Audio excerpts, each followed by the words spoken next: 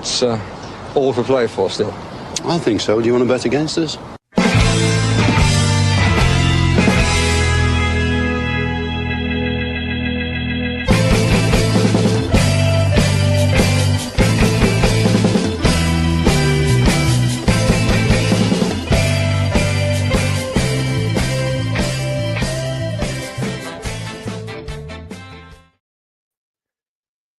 Good evening, everybody. Welcome to For the Love of Paul McGrath podcast. This might be number one, very short. And number two, this might be the time that I speak the most on the podcast. Because as you'll hear in a minute, Neil sounds a little bit like Macho Man Randy Savage. Oh, yeah. Oh, yeah. Yeah, I left my voice and dingle behind me, so bit raspberry, I think is what I'm going to call it for any of darts fans. So I don't know if you guys can actually understand me. So I'll keep my thoughts to a minimum. Well, we've a lot to unpack. I'm not going over that match again because I'm very irritated after the match. But I think most people can be really happy with what we've seen in the transfer window. It looks like we're going to have Disasi in before it closes this evening. Not sure at what stage that's at. I think it was just last minute after turning down how many offers from Spurs 4 times. They went looking for him and he said no. Yeah. I already love him if he's coming to us over Spurs. So, yeah, it's... Sorry, Paddy, just give me one moment. I noticed that was in my background. Fucking John Duran. John Duran. Dead to me. Good God. Yeah, so we've obviously had a very busy transfer window, brought in a lot of attacking players. We also do have the luxury of having 2 very good left-sided centre-halves coming back in. So they will be, I would imagine, only a few weeks away. Would you, Neil? I maintain Tyrone Mings will play against Spurs. I think so. I think Pau Torres can only be 2-3 weeks away as well. Yeah. Great job getting Sean Dyche on huge for the pod. Yeah, you sound a bit like Sean Dyche, but actually more Sean Dyche than any American wrestler. But I put up a tweet there earlier, Neil, from the signing the likes of Tom Carroll, Borja Baston, Grant Holt, Simon Dawkins, and Josh Onama. We've come a long way, and we have come a long way, haven't we? To sign a guy who's won 3 European Cups this evening is just absolutely huge. I know they're loan signings, and I'd rather bring in loan signings and see what they can do before we dive deep in and spend a load of money that we've earned the hard way with John Duran. So it's going to be an unusual few weeks. It's going to be really, really strange to see Marcus Rashford in a Villa shirt. I just can't look at those pictures, right? But I think it seems to be a great deal for us. If he hits the ground running, then happy days. But if he doesn't, at least we know at the end of it we don't have to hang on to him, so we can send him back. But I do believe he will be a decent signing. And he could get a new lease of life under Unai Emery. Oh, I think so too. Remember, Paddy, I did intimate, I think it was during the summer transfer window, that Rashford would be somebody that Unai Emery would like to sign and get into this team. And you know, a blind squirrel finds a nut every so often. But while we were linked with him, the amount of DMs I got saying, I think you said Rashford would be great for Villa. And I replied back to every one of them, I nearly guarantee you it's not happening. And then about half an hour later, here we go. Rashford signing for Villa. So just the way it happened. Yeah. And look, we can use him in all competitions, which is handy. Obviously Asensio is in there as well as Marlon. So I'm really excited about Asensio. Really excited. We can bomb out any one of our top of the pitch 4 and put a new 4 in there. And it's going to be really unusual to see when the weekend comes around. Rashford didn't play in the FA Cup for Man United, so he's not cup tied. So we will have a lot of changes. I think. Well, we could have 3 changes. I think on Sunday anyway, because we've obviously got Watkins carrying that injury, which looks like he'd be out for a couple of weeks. But we have Mal and of course Rashford can play in that position as well. Mm-hmm. And I think as well we've how do I put this? I think we've got more quality in, albeit that I think there was probably more potential with some of the players that we had. Obviously, John Duran, I'm talking about. But like Marco Asensio comes in here and he's hit the ground running, he's going to be better than Buendia. The Buendia we had at the moment, albeit Buendia comes on for Leverkusen for 26 minutes and was man of the match. So he's loving it out in Germany at the moment. But I just think the freshening up at that upper end, Paddy, there's also a huge possibility that we may not see Leon Bailey very much in the starting 11 as well. And look, I know we're not going to dive in him or anything like that, but we've needed to freshen up top. I think probably since January of last year, John Duran was that freshness. He left, so we needed to replace that freshness up top. And I'm excited to see what's going to happen there because we've a roster now of 6 players who could play behind Ollie Watkins, and it's going to be exciting to see the way that they line up. It really is. Yeah, it will. And look, we can draw a line under John Duran. Whatever you think about what it is, he's gone, and left us financially in a much better position. He's obviously not very coachable, and obviously a bit wild. And he's gone to the end of that now. So we just have to move on. Mike Dowhy says, can we talk about the Champions League roster changes allowed? Can we add our new players to the roster? Of course we can, can't we? There's nobody there that we can't bring in. So there is a convoluted situation there whereby nobody seemed to be able to give the definitive about.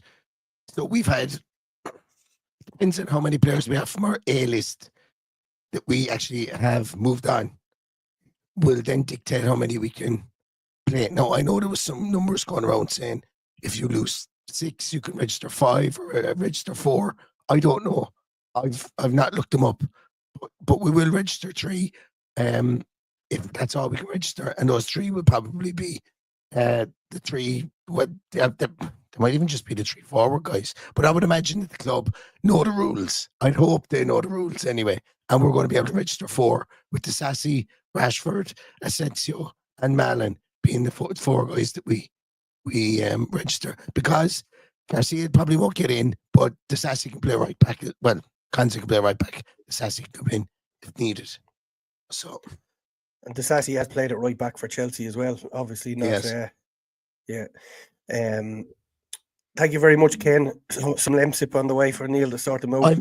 I'm actually not dying. I'm right as rain. Only I just can't talk. That's the biggest problem. Now, we did have 4, nearly 5 days on the beer, but right as rain, except for my voice. Thankfully, it's the RFK podcast. Jesus Christ. What's RFK? Good, yeah. Look, he's the Minister for Health over in the States at the moment. He's got a problem. He's got paralysis of the larynx. The reason I'm saying Jesus Christ is I hope I don't have paralysis of the larynx after the weekend. This is tough going.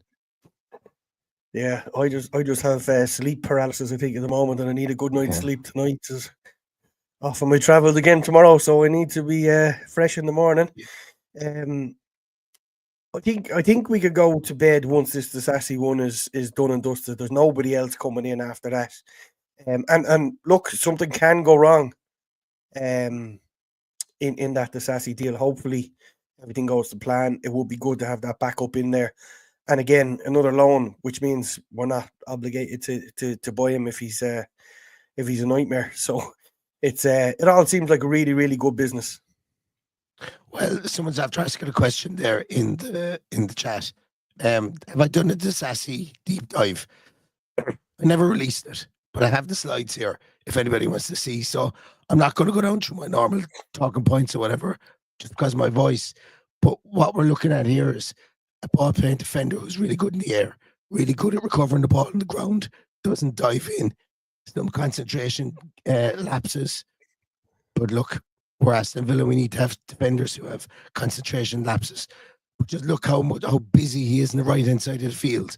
This guy is as athletic as all hell, and like he's going to be our fourth choice centre half, but he's going to be a good fourth choice centre half to have. Is my view on it.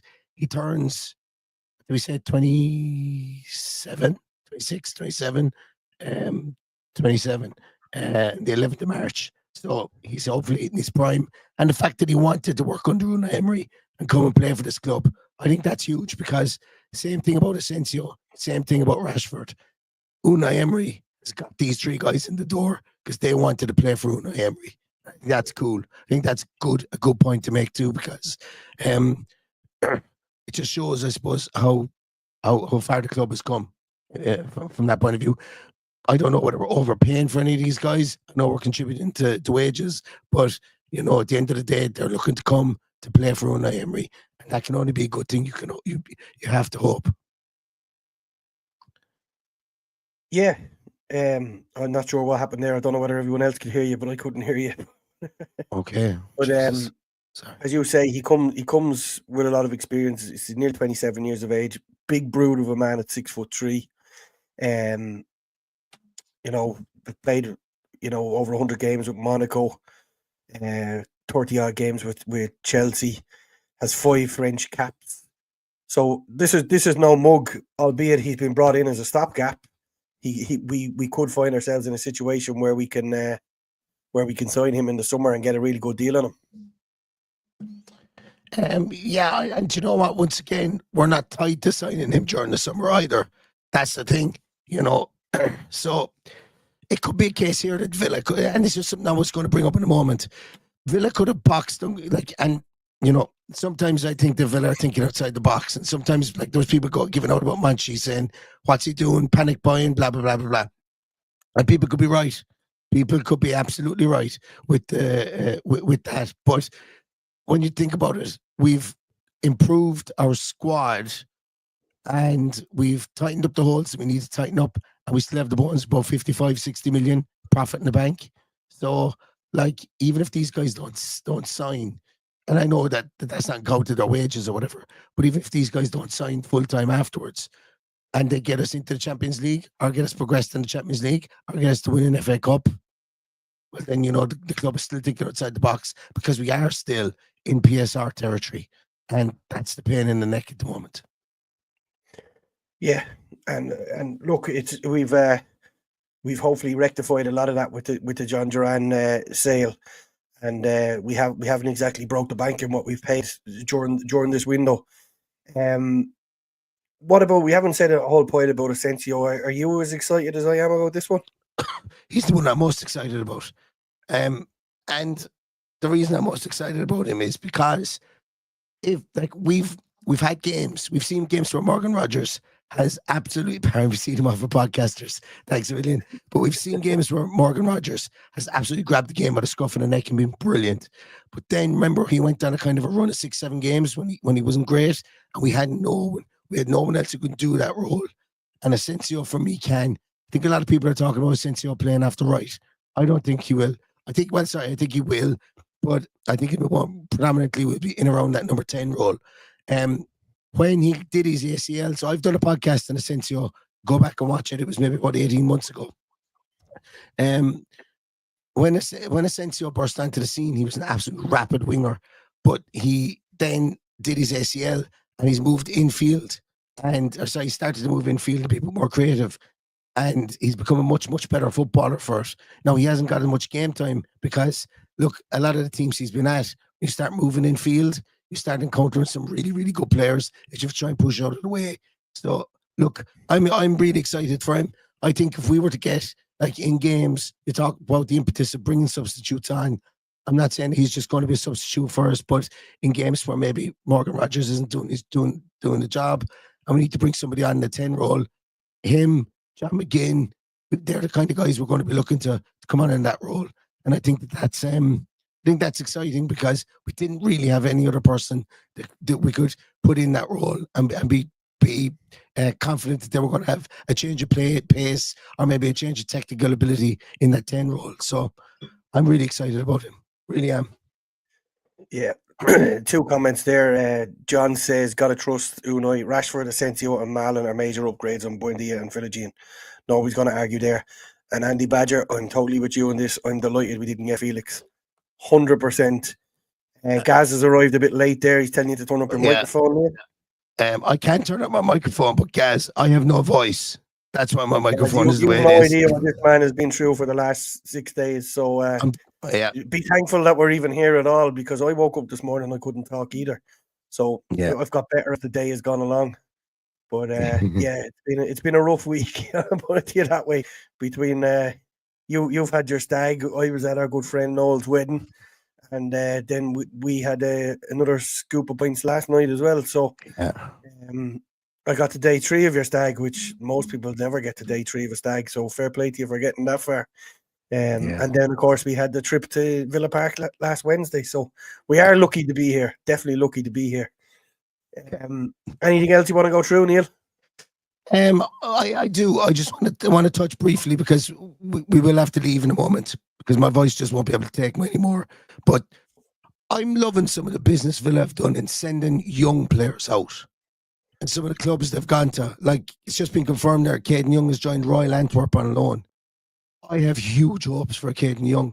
That's an absolute smasher of a loan for him, and hopefully he can get game time there. The club haven't always been the best at putting them with clubs to get game time, but we hope there. Travis Patterson also went out on loan today. Even like a couple more has gone out on loan. Yeah. Charlie Lutz and Sils Finkel's obviously gone out on loan to Bristol. And Samuel Illing Jr. went to Middlesbrough. Louis Barry went to Hull. Yeah. So they're all been given a decent chance to step up in their development. So let's see what happens. And where do you feel what? I genuinely, and I'm normally a positive person anyway, so I completely understand not everybody will have the same outlook as me.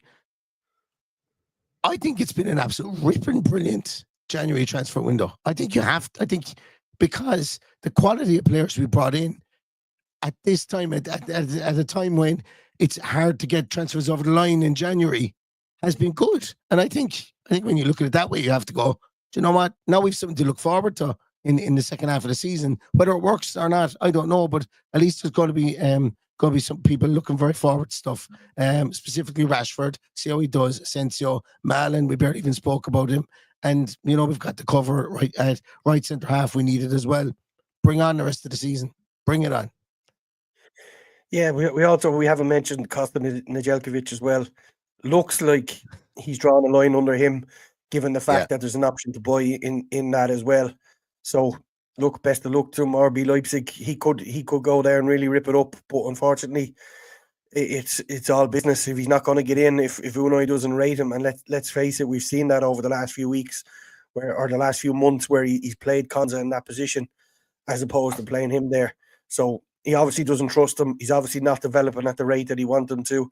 He'll go out there. If they send him back and he's a better player, so be it. But I think if he goes there and does anyway well, they'll buy him, because he could be a snip of 15 million if he tears it up over there. Yeah.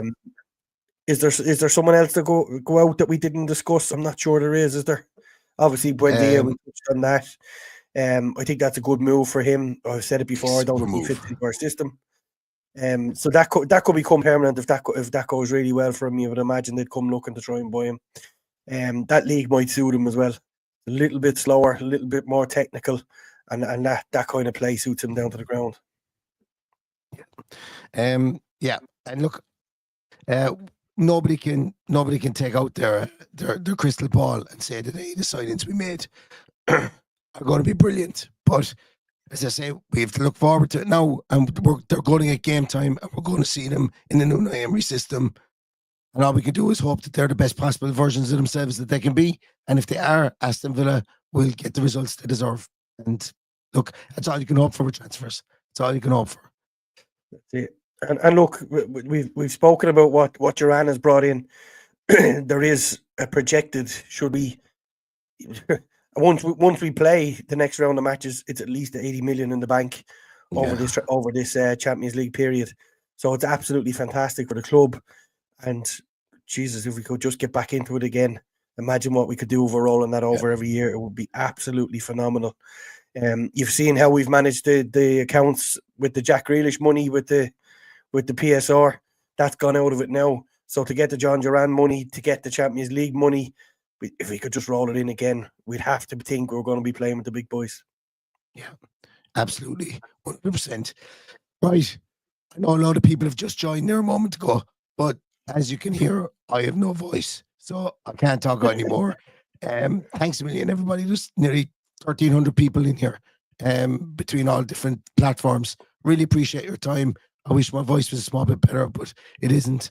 I'll jump on tomorrow again, talk a small bit more. Hopefully my voice will be a small bit better.